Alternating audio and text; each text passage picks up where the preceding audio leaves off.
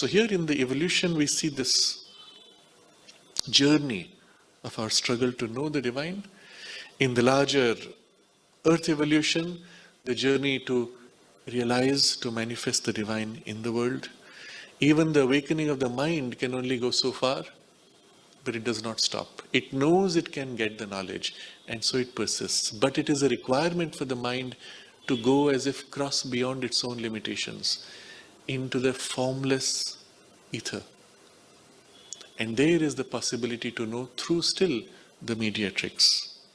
So who this is and what this whole portion means, we will now read from the text of Sri Aurobindo's commentary. But keep in mind, the three in sequence are one movement working on three different levels of the knowledge, to know as well as to manifest.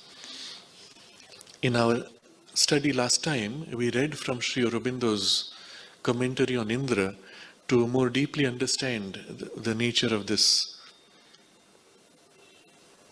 aspect of the divine as the clear illumination, and why he is described as the puissant, the opulent, the power of the mind, and in what way he relates to the forms of life and the life energy itself, and what is the secret of his increase. You will recall the delight in the divine existence through the senses and through our conceptions. It is that which leads to the growth of the clear illumination.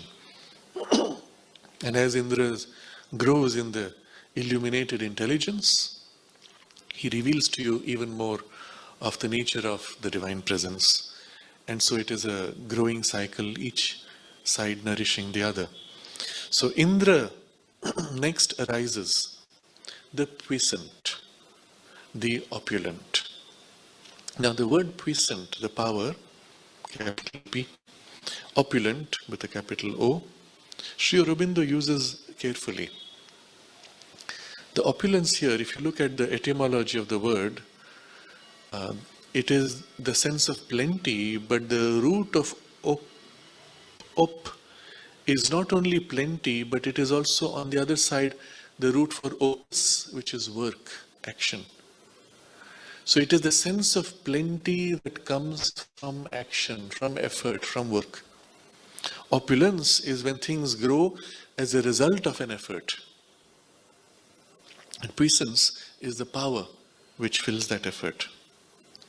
Indra is the power of the mind. And this is a power which, as it turns in its intensity, it grows in knowledge. And there are two levels of its operation. So, the senses which the life uses for enjoyment are operations of Indra, which he conducts for knowledge. Things that Agni has upbuilt and supports and destroys in the universe are Indra's field and the subject of functioning. So, on the lower level of the forms which Agni has built up, it is Indra who is using these forms as his domain of the play. Life energy needs the senses in order to enjoy, and it is this which is an operation of Indra. Indra gives the senses to the life energies so that they may enjoy. Now we see a relationship from Indra with these two. Each time Sri Aurobindo introduces the gods, he describes how they relate to each other. So Agni he described as the power that is the basis of all birth and process in the material universe. All things are his food which he assimilates and turns into material of new birth and formation.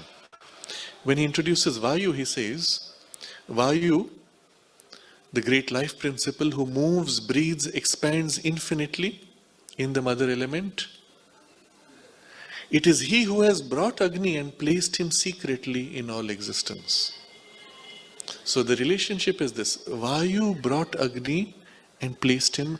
Agni created the forms which Vayu then moves into, breathes, expands and plays through. But where did Vayu come? And so Sri Aurobindo explains here, the senses which life uses for enjoyment are operations of Indra. So it is as if Indra has brought Vayu, placed it there, and provided him with the means. Vayu brings Agni and makes him work to create the forms. And here in this relationship is the process of the involution. As the divine moves to create the material world, there are successively these three poises. Agni could not be there if Vayu did not place him. Vayu could not be there if Indra did not place him. So there is from top down guidance, from below the formation of material for inhabitation of the higher and the relation with the higher. And that becomes the movement of evolution. There is always this double movement, something descending, involving, hiding, concealing, and then from below emerging, building, revealing. And the relationship between these three has to be seen in this double movement. So if then this unknown existence is something that the senses can grasp, or if it is something that the mind can envisage, Indra shall know it and make it part of his opulent possession. Remember, Indra has two operations. One at the level of the senses, where through the senses he perceives. One at the level of conception of mind, where he conceives and holds as a mental idea. Now, the two are very closely related. The difference is only this, that through the senses, you are as if focusing on the form and binding yourself to the physical form. Whereas in the domain of ideas, you're focusing on the thought and making a mental form. The physical form is an attempt to replicate what the mind can conceive. And so whenever Agni is working to create these forms, it is because Indra has already conceived those forms, Vayu has dynamized, and Indra now gives materiality. Agni gives materiality. Indra then perceives through the senses. And these forms which Agni has created in the material world are his subject.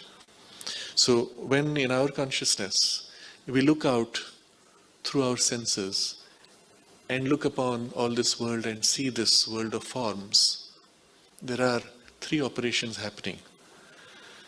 Physically, Agni has built up the forms, energized them by Vayu's working.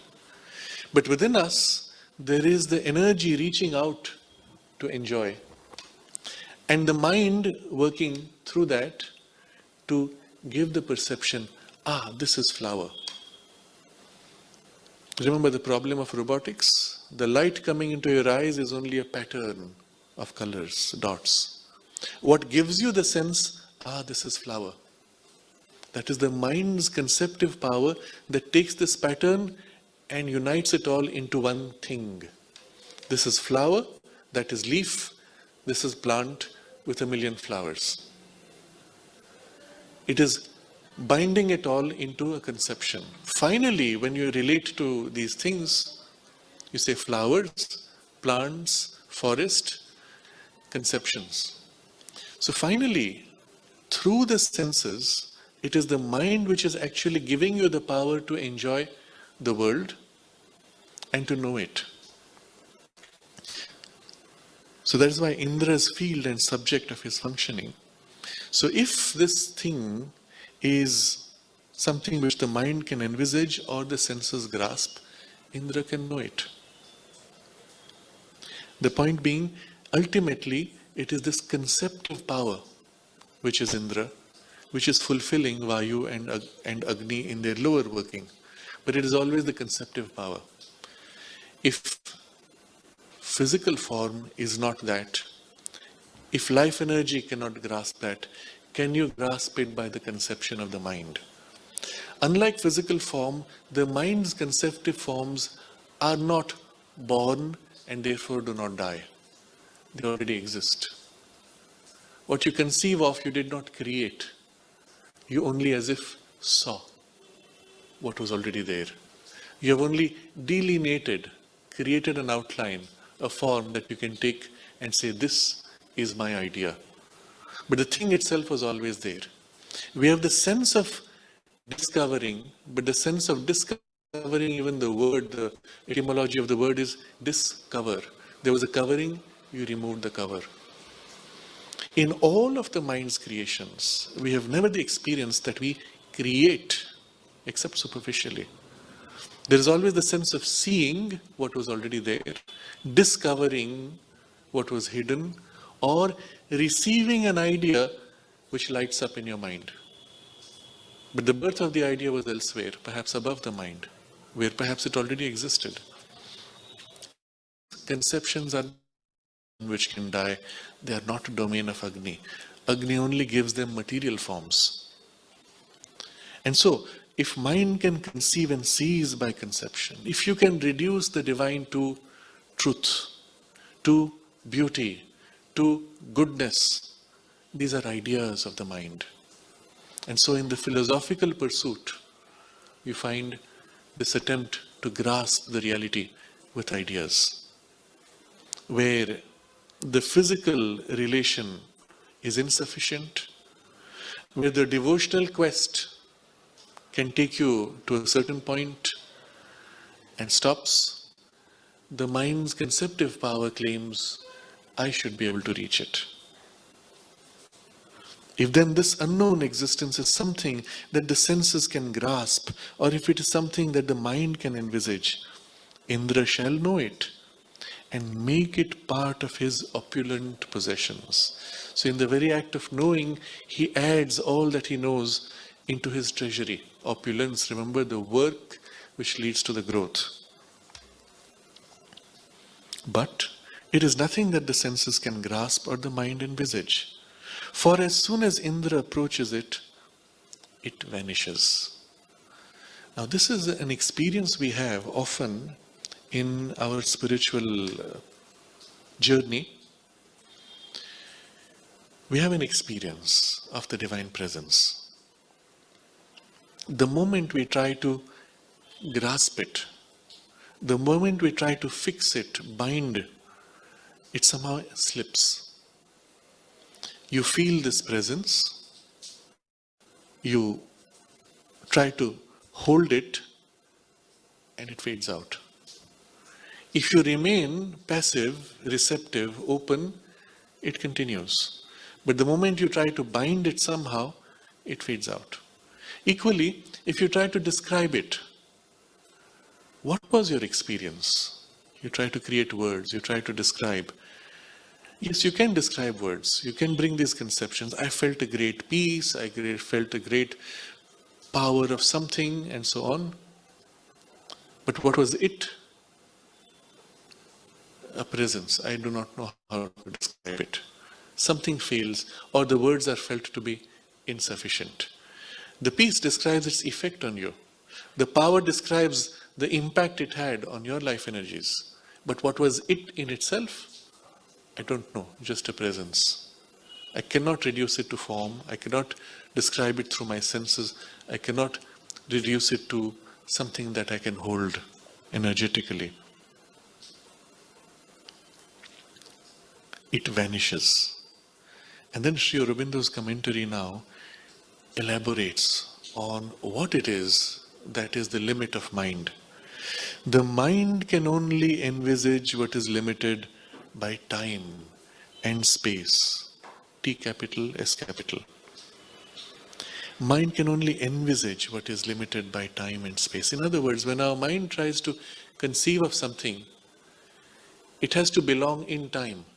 Somewhere in time it has to begin, it has to end, it has to fit inside the extension of time. Or it has to fit inside space. We must be able to say from here to here. Even in the mind's space, it can be an idea or something which limits within time. And this Brahman is that which, as the Rig Veda has said, is neither today nor tomorrow. And though it moves and can be approached in the conscious being of all conscious existences, yet when the mind tries to approach it and study it in itself, it vanishes from the view of the mind. So you can study it because it moves. The presence came, I felt it, it had this effect on me, and then it went. But what was it? You go into it in itself, it vanishes. Now here, neither, when he says neither today nor tomorrow, moves, but you cannot know in itself, immediately we are reminded of something. You will recall in the text of the Isha Upanishad, there is the verse which Sri Aurobindo describes as the verse that teaches us how to conceive of the Brahman. Verse number 5 from the Isha. That moves and that moves not. That is far and the same is near. That is within all this and that also is outside all this. And this is the way the mind can conceive of the Brahman. Of course, you can say everything that I conceive is Brahman, but it is not essentially Brahman. It is forms, ripples, waves, foam, not the ocean itself. How would you know the ocean? And here it teaches us through these three apparently contradictory directions. So Sri Aurobindo suggests this as a theme for meditation. In one of the letters, he is asked by a disciple how to meditate on the divine, how to conceive of the divine. And Sri Aurobindo asks him to read from his own commentary on this verse.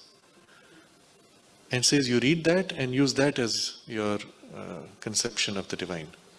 So we can look at it, the full text of Sri Aurobindo's description, the vision of the Brahman. And it's just an elaboration on this verse. The Upanishad teaches us how to perceive Brahman in the universe and in our self-existence. So it is how you will see out there as well as within. It's a long passage, but it's worth reading briefly. We won't elaborate on it, but we have to perceive Brahman comprehensively as both the stable and the moving. We must see it in eternal and immutable spirit, and in all the changing manifestations of universe and relativity. So stable and moving. That moves not. So conceive of everything that is moving, the whole universe that you know of. And at the same time, conceive of that which is permanent, unchanging in all the universe. And you must include both of these. To say only one of them is Brahman is the error. Include both. Second, we have to perceive all things in space and time, the far and the near, the immemorial past, the immediate present, the infinite future, and all their contents and happenings as one Brahman. So when he says, that is far and the same is near. The far we tend to think only in space, but it also includes time. What is far in time? This moment is right here and right now. Yesterday is close, but a year ago is far. A year from now is far. 10 centuries from now is far. 10 centuries ago is far. And so extending in space and in time. So that which is at the edge of the visible universe, that which is right here, equally is Brahman. That which was 1,000,000 years ago, that which is now, and 1,000,000 years later, that also is Brahman. So the full scope of space and time,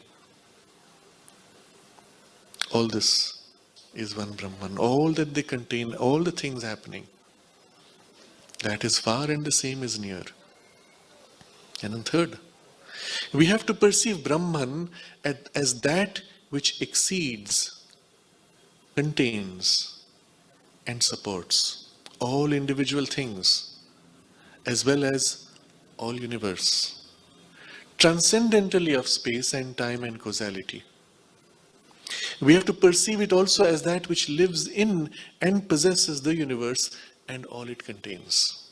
So this is the line that is within all this and that also is outside all this. What does it mean outside? So transcending space, time, and even the causality chain, this causes that. What is without cause, what can express without cause and effect, what is without beyond time and space, can express in time and space. That exceeds, but it also contains. In exceeding, it embraces all that is in time, space, and causality, and enters inside each thing of time, space, and causality and supports from within all individual objects and the entire universe at the same time. And the universe, remember, is across time, across space. The moving as well as the stable, immutable. All that is to be seen from outside and from within. It possesses the universe and everything that it contains from inside. At the same time, from outside, transcends and embraces. This, Sri Aurobindo concludes, is the transcendental, universal, and individual Brahman. Lord, continent, and indwelling spirit, which is the object of all knowledge. Consider everything you wish to know. What are you trying to know finally? I want to know how the flower has the color yellow. What are you trying to know finally? What is it? The force of Brahman in flower, in petal, in color, which makes it yellow, which makes it flower, which makes it plant, which makes it grow, which makes it die. Finally, what you're trying to know is the thing which makes it what it is, and it is always Brahman. Even the thing that is, what is inside this box? Is it a flower or is it a stone? Even in wanting to know that, it is finally a Brahman. I want to know myself. I want to know my own capacities, my potential. I want to know who I am. I want to know what is thinking, what is feeling. Where did I come from? Finally, all you wish to know is pointing back to Brahman. So he says, Lord, continent, and indwelling spirit, which is the object of all knowledge. Its realization is the condition of perfection and the way of immortality. But in all these efforts to know, we are only trying to catch fragmentary appearances of Brahman. The scientist is really seeking Brahman, but in an objectivized way. The psychologist in an introspection is also seeking Brahman, but in a more superficial introspective way. The yogin recognizes both outside and inside. It is Brahman that he seeks, and therefore he goes all the way and can find. And it is this realization of the Brahman itself, in this totality, condition of perfection. If you do not have this as the foundation of your consciousness, you can never be perfect, because you are only a part of that, a microcosm of that. Unless you know that, you can never be truly an expression of that. And the way of immortality, capital I, because that is the immortal knowledge of that, makes you therefore express and experience its immortality, its Satchidananda. So this text of Sri Aurobindo, which he has titled The Vision of the Brahman, is what he recommends also as a theme of meditation. But the whole thing is encapsulated very simply with these key words. That moves not. That is far, and the same is near. That is within all this. That is outside all this. And you can read it in Sanskrit and make it a theme for dwelling in your concentration. But this passage we're reading immediately points us to this.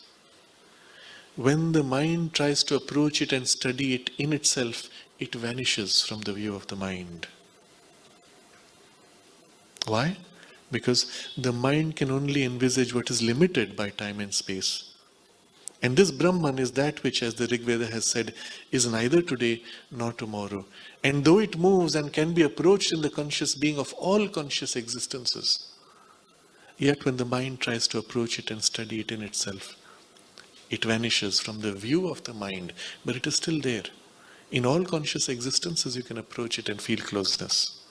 And then he concludes this with a very brief but comprehensive summary. The omnipresent cannot be seized by the senses. The omniscient cannot be known by the mentality. So these are the two levels of the working of the mind. At the material level, through the senses, you know the divine is everywhere. He is omnipresent. There is nothing where he is not. And though he is in the flower, though he is in the air, he is in the perfume, he is in the light, he is even in the hand which is trying to grasp the flower. You can grasp flower, you can smell the air, you can see the light, but you can never grasp him.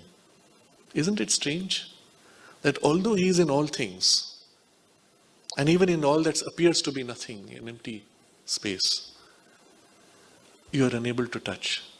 Isn't that strange? To the physical senses, it feels so unusual. And therefore, it is easy for the physical mind, not the higher conceptive mind, for the physical mind bound only to the senses, to look and say, yes, I see the beauty of nature, but what is this divine presence? I do not know. There is no divine, because everything is changing forms. But if the higher power or higher perception glows through the senses, you see the beauty of the nature and you say, in this beauty I perceive the divine. Through the beauty I have a glimpse of the divine. But what is the divine in itself? I cannot know. And now the conceptive power of the mind steps in and says, the beauty itself is the divine. The fullness and richness of opulence of life is itself the divine. This extraordinary intelligence flow perfectly in alignment with everything else, which makes this life, beauty and harmony possible. That is divine. This power which works intricately through all these things, as well as massively in the whole cosmos, that is divine. So you see, the conceptive power of the mind reduces, beginning with the senses or directly. It reduces to these things which are aspects of the divine. But if you ask it, what is this intelligence? What is this power? What is this beauty? Blank. And the philosopher will say, that is beyond our capacity to know. The scientist working on the senses will say that is the domain of philosophy. The philosopher will say that cannot be known. And they will prove to you how it cannot be known because, and so on. So the omnipresent, capital O, cannot be seized by the senses, and yet it can be enjoyed by the senses. The omniscient cannot be known by the mentality. Now here's the interesting thing. Omniscient, he is all-knowing. But our mentality cannot know him. So we recognize immediately our relationship. We are a part of the knowing. We are knowing in our consciousness, and yet we cannot know the all-knowing. And yet we can know that it exists. We can conceive of the all-knowing. In our enjoyment of knowledge, we share in his enjoyment, in his omniscience. But we are the separate piece, the drop in the ocean wandering. It can wander all over the ocean, but it will not know ocean unless it releases itself from its limits and becomes one with the ocean. And so with the senses, the omnipresent cannot be known, cannot be perceived or grasped as long as you bind yourself into the senses. But if you release from the senses, you have a sense of ceasing or becoming one with him. So at this point, Sri Aurobindo takes up the passage that links with the source of the knowledge, Uma Haimavati, who reveals to Indra who is this divine presence. Remember, in the text itself, he in the same ether came upon the woman. So when he approaches the divine, he vanishes. But what is it that is there when the divine vanishes? Emptiness. In our mind's conception, we go beyond. What is this intelligence? What is this power? What is this beauty? Blank. The mind is as if stunned. No conceptive power can go beyond this. And in this blankness of the mind, he meets her. But Indra does not turn back from the quest like Agni and Vayu. He pursues his way through the highest ether of the pure mentality. And this is where the mind is pure, essential, bare in its awareness. He pursues his way. And so in the meditation, as we dwell on this conception of Brahman, we may start even with our senses and conceive of all these three different aspects of Brahman. And after a while, the forms fade. And the mind dwells on the pure idea of this timeless and time, spaceless and space, infinite and formed, far and near, moving, unmoving, within and beyond. And we dwell in pure conception. And after a while, even the conception becomes quiet. This pure awareness, presence.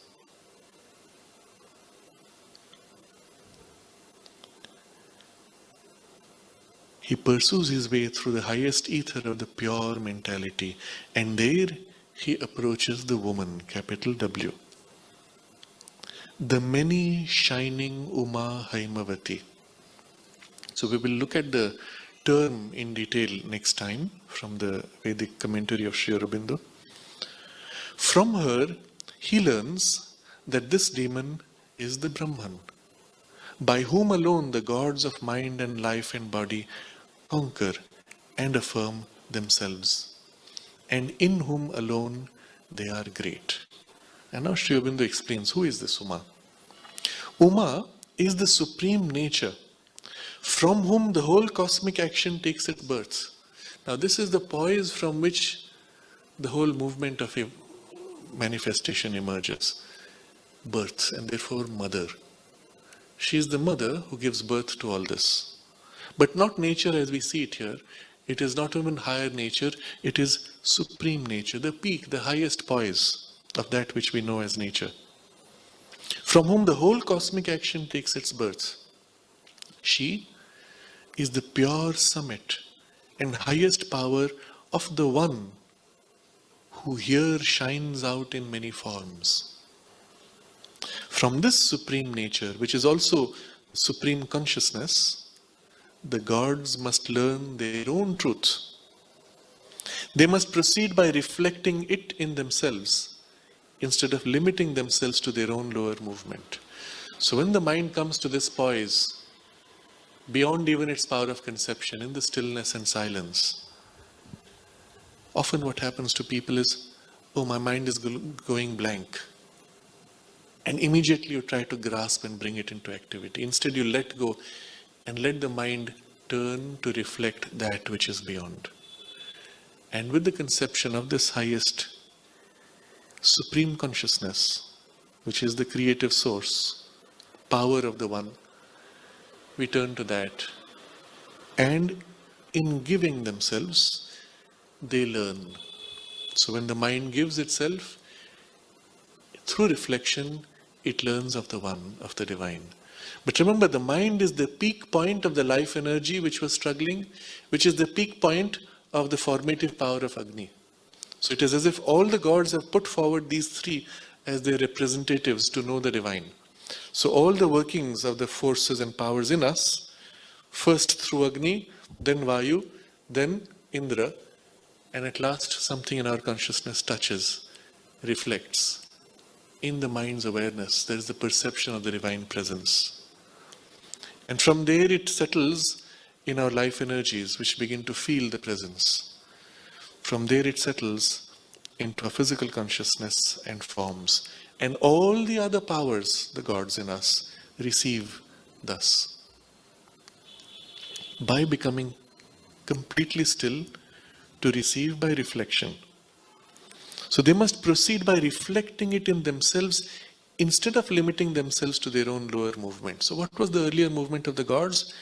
We have a victory, we have achieved, we are great, we have grown. So the push was from their own effort. which is the first movement of evolution, the struggle to grow. At some point when it reaches a limit, the divine presence comes before you to awaken you to something greater. But at that point, you cannot grow into that by seizing upon it. You have to learn to let go and reflect that. And in the reflection, the action of the divine in us fills the action of the gods, makes them complete, makes them perfect. For she has the knowledge and consciousness of the one, while the lower nature of mind, life and body can only envisage the many. So it's as if in our highest poise, in our nature, we can perceive the one, but in the lower it is mostly the consciousness of the multiplicity, and these two are linked here. Again, we are reminded of the similarity with the Isha Upanishad text. I'll just read quickly so that we complete this idea. Although, therefore, Indra, Vayu and Agni are the greatest of the gods, the first coming to know the existence of the Brahman, the others approaching and feeling the touch of it, yet it is only by entering into contact with the Supreme Consciousness and reflecting its nature, and by the elimination of the vital, mental, physical egoism, so that the whole function shall be to reflect the One and Supreme, that Brahman can be known by the gods in us and possessed. So this poise of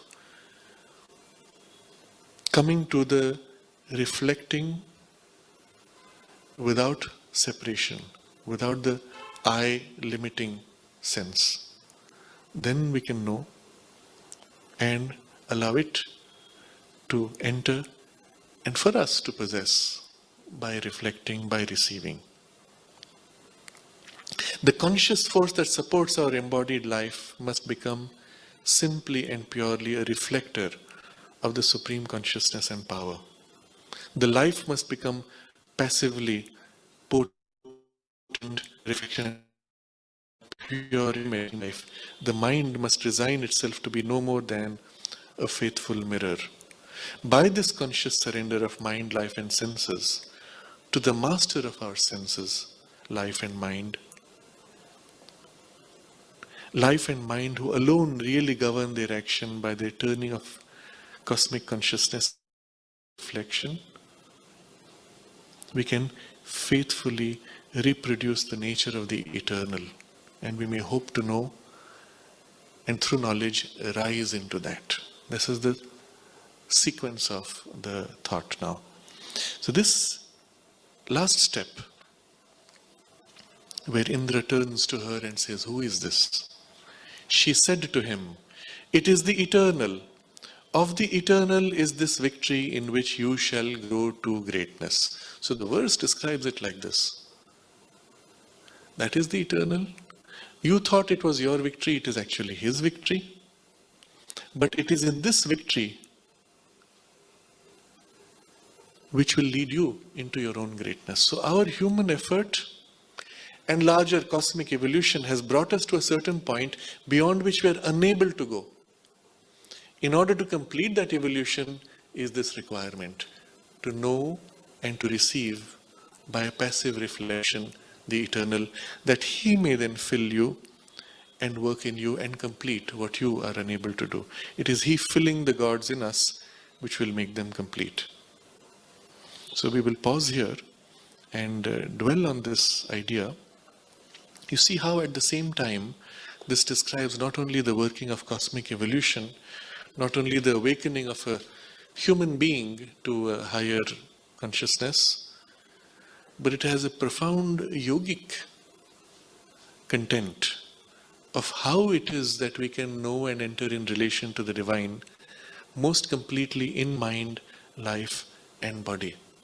And the result of that will be the further verses which will describe how that transforms our whole being and our whole consciousness.